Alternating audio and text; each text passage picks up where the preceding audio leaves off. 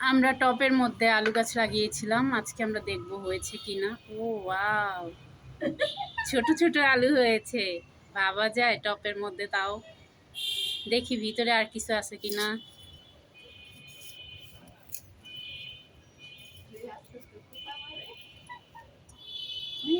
ও wow! মাশাআল্লাহ।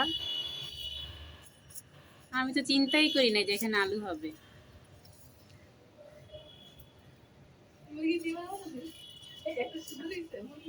আর আছে? লাগে না কিছু হইলে হুম। এই যে পাশে ছোট্ট একটা। দেখছো পানি দিলে ভালো হইতো আরো। ওইতে থাকতো হুম। বয়তে তো পানি দিই একটা যখন বড় হয়েছে আরো তো ওর কত বড় না দেখ যে ভিতরে দেখ আগে। যে বড় গাছটা হয়েছে আমরা কেউ বুঝতে পারি না যে হবে। একটা ভিতরে যায় না লেজে তাদিক এদিক যায়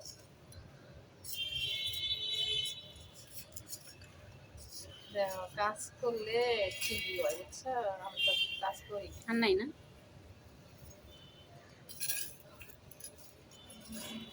সুন্দর হয়েছে একটা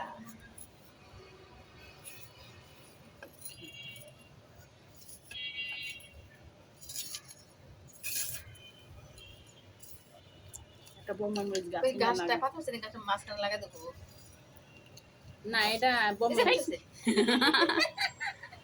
খুশি বুঝছো না মানে ওই যে একটা মনে হয় এই যে রাত্র দিক বুঝতেও আর সামনে দিয়ে আর সামনে দিয়ে এই যে আন্দা দেখলাম